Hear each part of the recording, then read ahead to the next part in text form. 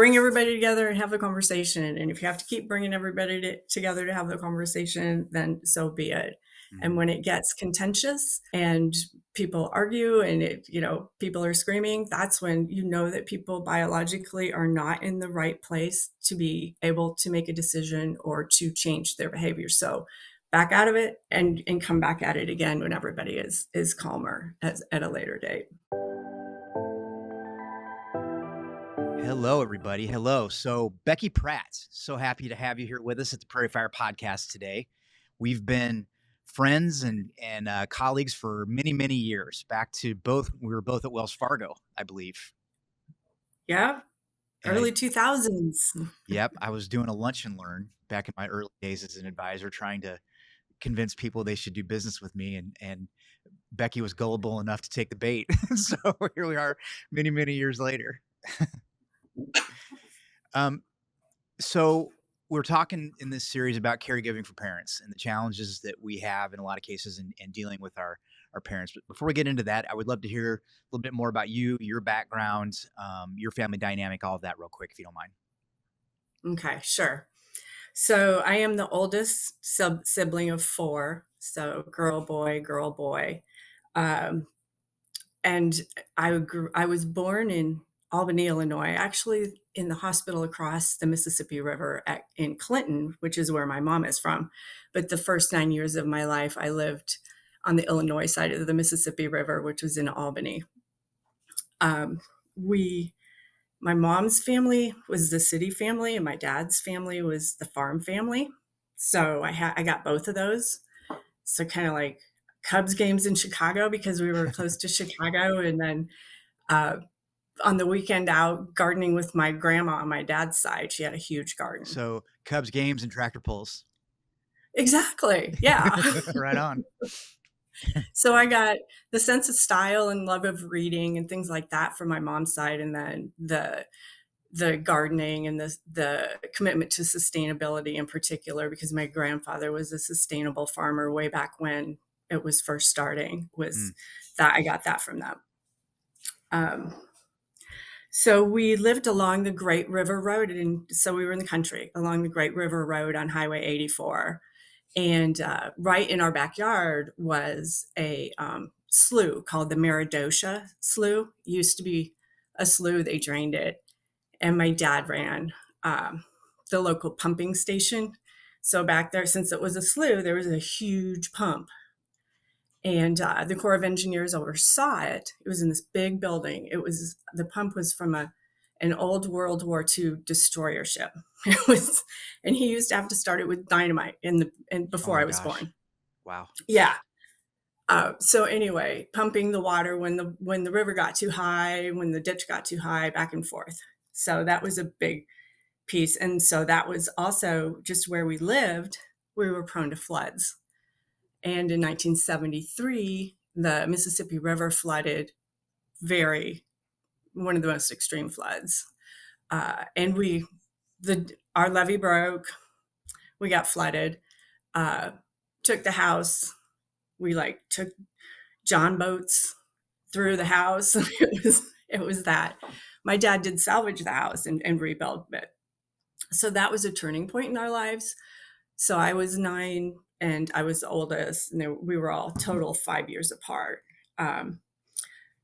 We moved to a town near there, and then my parents' marriage failed very quickly after that. My mom became a single mother. We lived with her. So the dynamics in the relationship kind of started there. We moved around a lot for her jobs. I was the oldest, so I was the caregiver for the other 3. And then to a certain extent to my mom. So when I look back on this, I'm like, okay, maybe those dynamics helped a little bit. I mean, having those so long ago, and I'll talk about that later. Moved around, different schools, some significant time in Davenport, some time in Ottumwa. I got to graduate high school from Ottumwa. After being in Davenport, that was quite the change. Like me going from my small Christian junior high in Omaha to Lincoln High School, the largest one in Iowa. So exactly, quite an eye opener. Yours the opposite direction. Yeah. And so college, I bounced around a little bit too. Indian Hills and Ottumwa, and then Kirkwood and Cedar Rapids, and then eventually Iowa State. And I landed in Ames and stuck there for. I've been here in Boone, actually. I moved to Boone in 95, and this is the longest place I've lived ever in my life. It's like, wow, I've been somewhere for almost 30 years. Mm, Um, so went into banking, as you know. yep. Started as a bank examiner, stayed in banking, had my own company doing consulting for primarily financial services companies, helping them with systems and processes and leadership and risk management. So Great. that's kind of the background. Yeah. No, good stuff. Um, so as your mom got older, Hmm. the story today is mostly focused on her. Yeah. What was kind of the general, what I'll call it caregiving story, or when she needed more of your help, maybe than in the past? Yeah. So there was always some caregiving involved because she had some mental issues and she had a narcissistic streak as well. So the four of us all learned how to communicate with her and deal with her, and we tag teamed it. So that's the part that I think has really helped us over the Mm, years. So that kind of, as we were became adults and even into up to now, we would all check in with her and see how things were going and then make sure that the story was the same. We'd all four talk and make sure, oh, that wow, that's great. everything. I mean, usually it's the opposite. They're not communicating at all, but what a great Yeah. tactic is to share some of the duties if you can. Yeah. And so she was on her own for a very long time, and we were all very happy to have her in a relationship with someone finally in her later years. In her early 60s, I think she met someone. And that was a very good relationship to start. We didn't She was in Cedar Rapids. We were all a couple hours away, And you say she at was in her least. 60s when this started? Yeah. Okay. So we were all a couple of hours away, and so we didn't see it.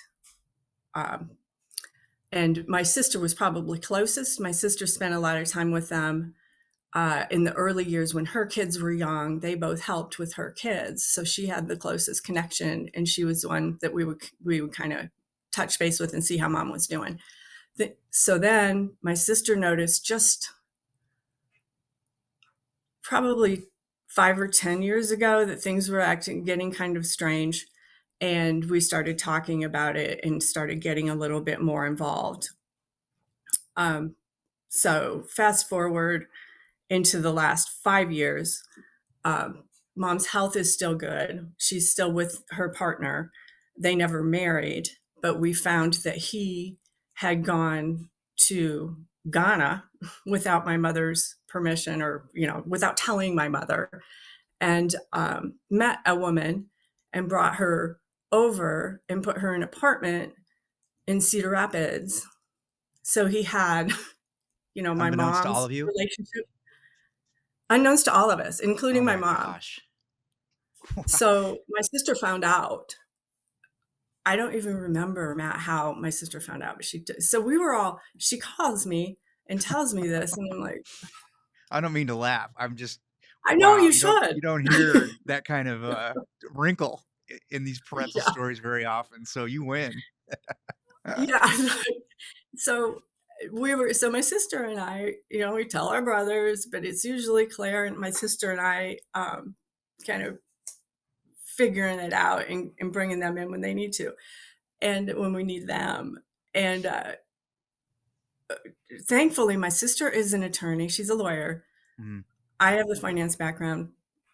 So she knew what questions to ask. She knew how to kind of get in there and figure out specifically whether mom should stay there, all of those kinds of things. And for a while, it ended up okay. So then we find out, okay, now mom knows about the other woman.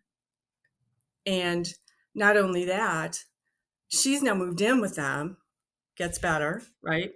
Um, and they're all three in this three-bedroom condo. Oh my gosh. And so you found out about this After I mean, she'd moved in, then everybody found out later. Is that kind of the, Mhm. oh my Yeah, goodness. And so to her, it was, I need financial support. I need his support. right. I just have to look the other way. Is that kind of what you think her attitude was? Yeah, and she ended up developing a relationship with this other woman because she helped take care of her, and my mother is very into having people take care of her. I see. That is, so, we were like, "Well, someone's taking care of them, you're taking care of her, things seem okay, Hmm. we can't we can't step in." Um, so we were like, "Okay, we can live with it. Somebody's taking care of her. We don't have to do it," right now. Yeah. So then we find out from our mom that, jealousy starts to kind of creep in on the part of the other woman, and we found Ooh. out that he married her. Oh my So gosh. Oh, and so my sister, you mentioned earlier they'd never gotten married, she and her they had partner. never been married. Yeah, Okay. mom and her partner were never married. So he went and married this other woman who is not a United States citizen, we found out, and that was a breaking point. That and there was jealousy creeping in, and there were some conversations between her and his new wife that we were comfortable with. We thought it could end up getting to the point where she would hurt mom. So we Mm, decided together that we would get her out of there. So we had to yeah. convince her and find her a place. Okay. So how did that whole process go? Were all four of you involved? How did that transition work? So my sister found a place that would work through her network that was far enough, close enough to her doctors, but far enough away from Cedar Rapids, the town that she had been in, that was also a pretty good facility. So it was independent living. And Was she by having that any time, health mom just problems at this wanted point? out. Sorry to interrupt. Was she having any health problems at this point or anything? Yeah. So she had ongoing health problems, nothing super uh, critical, but just the normal things that happen when you're in your 80s and you break Yeah. down. Sure. Um, so there was a lot of challenge in dealing with her through those things, but we were so used to it that we knew that we could just stay out of it for a while, let her be difficult with her doctors, and then she would finally figure out that it was what she needed to do and move forward. So there were some health problems, so we knew that we needed to get her somewhere that she could move in potentially to assisted living. Okay. Um, Talked her into it. The hardest thing was cleaning the place out, this the condo, and and physically getting her out of there because she kept waffling back and forth. I want to Mm, stay. I want to go. I want to stay. I want to go. She wasn't getting out of her bed. She was just staying in bed all day, and that's yeah. horrible for her. Yeah. I'm sure mentally it was weighing on her. She just didn't know how to maybe identify what it was that was Right. making her feel that way. So now you've moved her to an assisted living facility. Is that right? Yes. So she started in independent living. She was in independent living for a year, and then her health started to decline. And she needs oxygen now. So that once she needed oxygen, she moved into assisted living, I see. and that's a big financially that's a big change too. But Hmm. what And do how you do the four do? of you handle her finances? I have financial power of attorney. My sister has medical power of attorney. My sister, my brother Tony, the oldest boy, and I meet every Sunday on the phone. We have a call and just kind of update. There are problems with my brother James too, the youngest. So my brother Tony's on him. So I see. Tony's running our youngest brother. Claire and I Everybody's are. responsible for something, sounds like. So we're all the container for both of them. Yeah. And then you have your husband Um, Jim who's supposed to be taking care of you. right. And then he hears all this crazy stuff. I bet he does. Yeah. He's like, "You have to write a book, Becky." Oh wow. That is a heck of a story. So as you guys are looking forward, why don't you tell me a little bit about, what are you concerned about here for her and what are you hopeful about for her? So, what we're hopeful about is that we have her finances in order and she can withstand the assisted living piece of it. Oh, good. Um, Great. that's an extra almost 50% more every month than she used to have to pay, but she can sustain it. So that is, and we're hopeful that she is just comfortable, for however many years she has a terminal illness now. So Oh she's no. on a treatment that is helping her and is extending her life, and she's still and can get around, and still seems to be relatively happy. So we live with the fact that she doesn't want to move and have physical activity. We know it would help her, but she doesn't really want to do it. We can't change that. Hmm. And just check in with her every once in a while. And she really, since the diagnosis, Matt, which is, it's really interesting, she's just easier and it seems better. Um, Really and interesting. yeah, I think she's realizing, okay, mortality really is creeping in. Hmm. Yep. So the financial piece of it, I think, is important because we had to get her out of that joint tenancy in the condo that she lived in with her previous Oh, partner, who stayed in that condo after she left. So that, and maybe that's a tip at the end, or do you want me just to kind of go through what I we was going to say, decided if to you've do? got, a lot of our listeners are, dealing with a myriad of parental issues, from where can I get them in a safer place to live, which is one that you've dealt with, healthcare issues, realizing financial affairs, realizing their parents have been scammed. There's just a lot of challenge now that the roles will shift, as I think you would attest. Right. We become the caretakers in a lot of cases for our parents who have been so wonderful to take care of us and raise us. And so, yeah, I would just say any tips that you would share of things that you learned along the way would really be helpful. The real estate transaction was a big one because we at first wanted just to be able to sell the place, and he didn't agree since he had 50% ownership and my mom had 50% ownership. So we decided, my sister as the attorney, got some, talked to her real estate attorney friends, and we decided to break that joint tenancy. So mom, and mom was in agreement with this, signed over her part of the deed to me. Okay. So that broke the joint tenancy I and made see. it so that we could carve her half out in some way. Okay. So what do you anticipate happening with that then down the road if something does happen to your mother? Would you So we've sell got your it interest, or resolved. We've what's that? actually been able to resolve it. Oh, Um, so he wanted to keep the loan because it was a low interest rate loan, and you might have others who run into this since interest rates have really risen. hmm, And and mom was on the loan. I wanted the loan to go away. I wanted to sell it, refinance it. We went back and forth quite a bit, but we finally landed on, he had an attorney. They have equity. They had enough equity in that property that really that loan staying in mom's name wouldn't matter, because anybody, the bank, if it would default to the point of foreclosure, the bank would take the property and resell it and take the equity out of it rather than going after my mother. So we right. allowed that loan to stay, and we agreed on a price, and he cash paid out. Oh, So that was a big piece of money that now she has yeah. to access for her assisted living monthly payments. It's almost like taking a bad situation and turning it into a positive reverse mortgage or something of the like, where she Right, got her equity and can use it now for her care. right, right. So that, and the big thing is, it just keep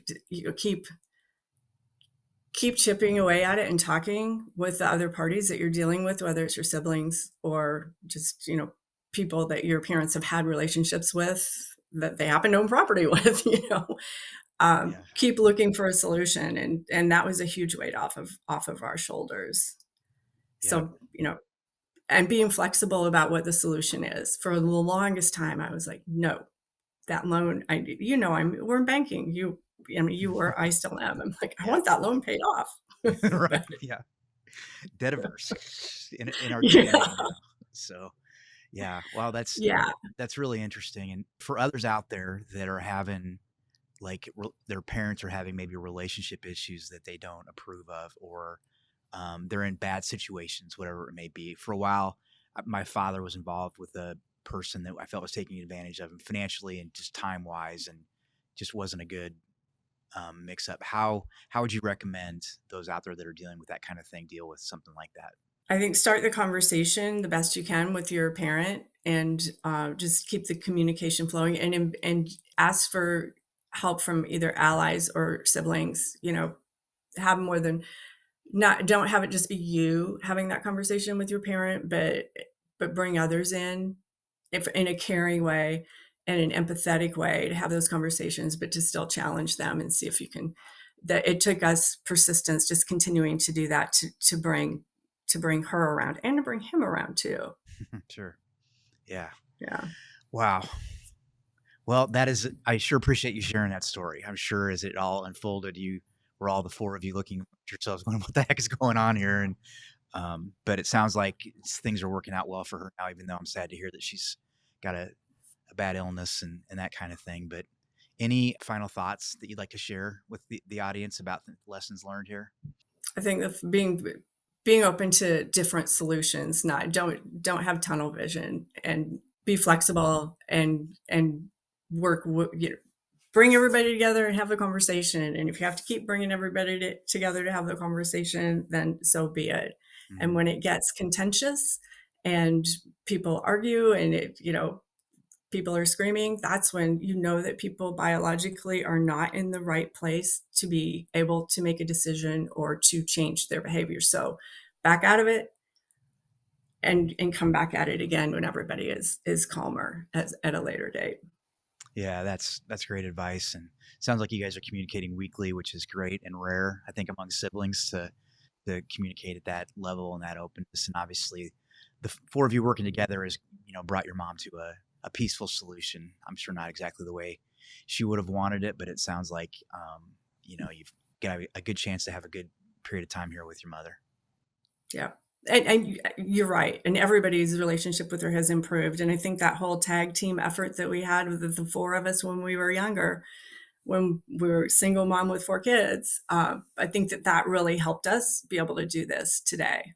Yeah, that's great. That's great. Well, Becky, thank you so much for sharing this story. I think it's really going to really help folks as they deal with their issues of real estate, money, just the emotional journey of caring for our parents. And so it's been great to have had you in my life for the last 20 plus years. And I sure appreciate you sharing this. And I'm sure it's going to be a very meaningful thing for our audience. So thanks so much, I Becky. hope so. All Yep. right. If I help Thanks. one person, I'm happy. All right. Well, you helped me. So that's always the case. All Thanks, right. Matt. You bet. Thanks.